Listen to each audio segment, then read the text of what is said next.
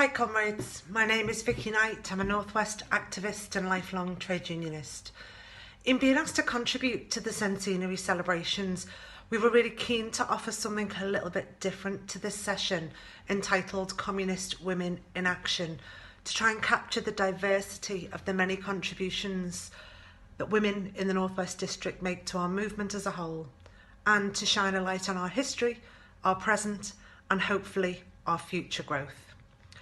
We're socialists, feminists, internationalists, trade unionists, community activists and communists, to name just a few of our strengths. We have strong women branch activists and leaders.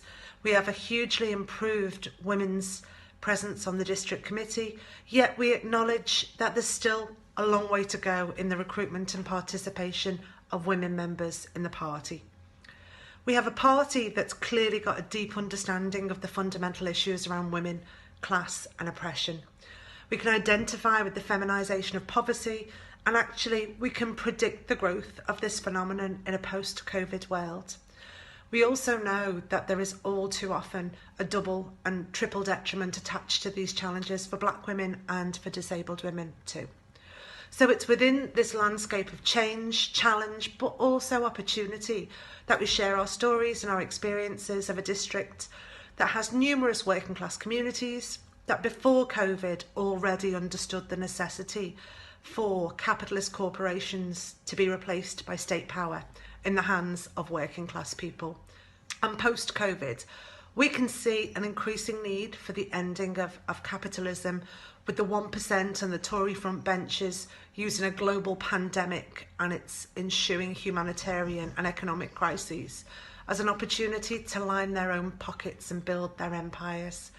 Whether it's Serco contracts for track and trace, the dismantling of the welfare state, the selling off of our NHS and public services, already we've seen that when it hits the fan, it's our public sector workers that step up and pay the price. And if we don't act now together, it's the working classes that will also pay the price for the recovery and building back of a post-COVID society. We need to see our services become insourced, our public provisions publicly accountable and prized and staffed by our own well-paid professional public sector workers. And this needs to happen in a society where we have employment for all, equal pay, a living wage for all, a pensionable age that allows everyone to live and not just exist in retirement, in a society where Black Lives Matter, where oppression and stigmatisation are consigned to the history books, and where domestic violence and sexual harassment and the exploitation of women, whether sexual, industrial or economic, are all eradicated, and where internationalism delivers global solidarity, trade union and human rights. That's the real Build Back Better message that we need to hear. Solidarity, comrades. Increasingly over the last few years, I started to feel politically homeless. I first heard about the party at a Lexit meeting where Rob Griffiths, our General Secretary, was speaking. Afterwards, I looked for the party website, followed them on social media, stalked them a bit. And I started to realise on so many issues, environmental matters, imperialism, the economy, racism and fascism, women's rights, all of these things were perfectly in line with how I felt. So they ticked all the boxes, basically. Before I joined, I was invited to sit in as a guest at a branch meeting where they talked about what they'd been doing that month, whether it was in their trade unions or other organisations like Cuba, Palestine support, community work. There were even 2 guest speakers from the Communist Party in Spain talking about what was going on over there. So it was really interesting. In the beginning, I was doing some work on their website and social media to try and help raise the profile of the branch. But the enthusiasm of my comrades was highly infectious. And I soon found myself getting involved in loads of other things as well on local, national and international levels.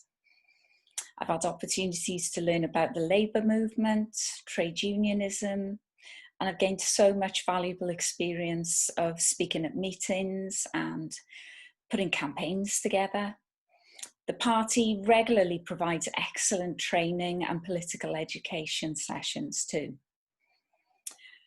I joined Tenants Union UK at the start of lockdown. I'm a tenant myself. And they were providing legal advice and support to tenants who were worried about the implications of lockdown.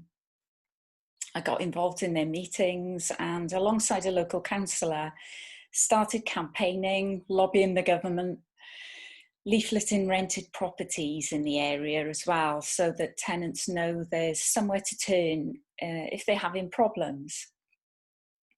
So because of my Communist Party experience, I'm far more effective at this than I would have been, say, a couple of years ago. In conclusion, although I've put time and effort into the party, I've loved every minute of it. I've been a communist for over 50 years. I joined because of my experiences in the peace movement, the Aldermaston marches in the 60s against nuclear proliferation, as well as campaigns for equality in schools and higher education. I also remember campaigning for votes at 18 and a women's right to choose abortion. The party encouraged me in my own development, and with the help of comprehensive education, I became the first in my family to access higher education, later becoming a leader of students and the first female Vice President of the National Union of Students. The need for solidarity action has been central to my political life, be it campaigning against imperialism, the Vietnam War and apartheid in South Africa, as well as the fascist coups in Chile and fascism in Western Europe.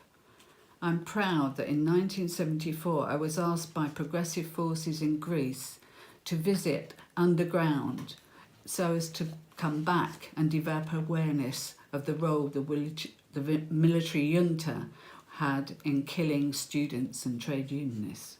I have campaigned for an end to discrimination against women, for equal pay and against domestic violence. Fighting racism has always been central to my political priorities, working on campaigns against police violence and institutional racism, particularly in the public services. None of this was easy, but I was inspired by the Communist Party and its analysis of how capitalism attacks the rights of working people and their progressive policies. We only need to see the recent undermining of Jeremy Corbyn and the policies of the Labour Party in the last general election to understand this. I've also brought up 2 daughters for some of the time as a lone parent. I'm so proud of them. They are feminist and anti-racist to their cause.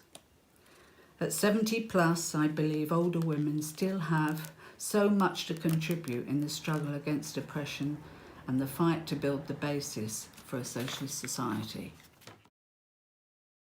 Quite a recent joiner, if that's the word, and I've been thinking about it for a long time. For the last probably 5 years, I've been sitting on the outskirts looking in, and I decided now was the time to join. What I'm really interested in is probably relates to my role as trustee at the Working Class Movement Library. In the Manchester branch, I'm not the only member there. There's also another member, Eleanor Lewington, that I look to very much as a mentor and someone that I aspire to be like, if that could be a nice way of putting it. What we look at is the role of working class history. We've got this wonderful resource over here in Salford, and it's something people aren't aware of. What the education we're all given and what we experience in school is something completely different, and we've got this excellent resource that offers this opportunity to us. So this is one of the things that puts a bit of fire in my belly, and hope it does for other people. Aside to that, I'm also a practicing artist, and another time I'll bore you with some imagery and things like that. But at the moment, all I want to say is I think the Communist Party is a great place for women at the moment.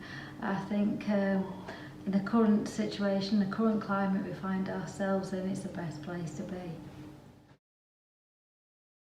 I joined the Communist Party in about 1982, which was a difficult time to join, as it was just before the split.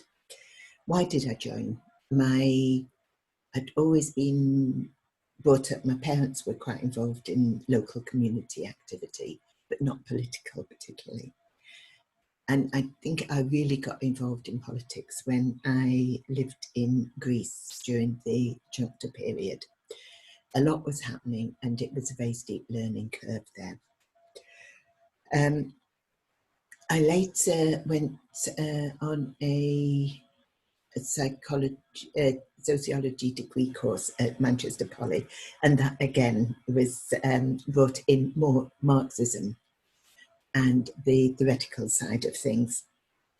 I was in Stockport branch before it merged with Manchester, and was the treasurer, and I used to go out visiting people to collect subs, and I got to talk with a lot of comrades there, which was extremely interesting again. There were some amazing comrades in the party. I then got very involved in the peace movement, where I still am, and that was mostly around the Balkan Wars to start with, but it continued one war after another, it seemed, after that. So there was always campaigning to do there, and there still is a lot. I think one of the things that attracts me to communism is the moral aspect. It is morally sound, and capitalism is morally corrupt. People's lives are important, they should be better. And when policies are passed or wars declared, or people send other people's children to war, I just get angry. I'd like to highlight just 2 areas of work where I raise my voice in action. The first is the Morning Star. I don't know about you, but my day doesn't feel complete until I've read my daily dose of socialism. The role of the paper is fundamental in developing class analysis and building the confidence of workers to know their strength and understand their worth in society. Lenin said, "The starting point of our activities should be the founding of a political newspaper. Without such a newspaper, we cannot fulfil our task of concentrating elements of political discontent and protest." And who am I to argue with Lenin? I've been a member of the Morning Star Management Committee now for 24 years and vice chair for most of those, and I am incredibly proud of that association. I see the struggle they face to get the paper out. They don't have enough staff, they don't have enough money. I'm first to admit they don't always get it right. They walk a tight line between competing ideas of different unions and different readers. The debate on the European Union was a good point in question, and there have been others, I'm sure some of which women in this session may want to discuss. But the political analysis of the paper couldn't be better. Editorially, we take our line from the British Road to Socialism, and that informs the range of issues covered by the paper: women, international culture, trade union work and industrial disputes. And that takes me on to my second area of work, that of promoting free trade unions and stronger employment rights. Employment rights happens to be my day job at the Institute of Employment Rights, but it's also my passion. My dad was a building worker, blacklisted for his trade union activity, and my mum worked in Bird's Eye, plucking chickens till their fingers were raw. Both taught me the principles and practices of trade unions and the role of collectivism and solidarity in protecting the weak against the powerful. There's no level playing field in the workplace. The boss has all the power and calls all the shots. The number of workers covered by a union agreement is now down to just over 20%. That means that 80% of workers have their terms and conditions unilaterally imposed on them by the boss. Many of those workers are women who are underpaid and overworked. And anti-trade union laws hold unions back from supporting their members, whether it's by denying recognition of trade unions in the workplace or taking injunctions against unions taking strike action to defend their members.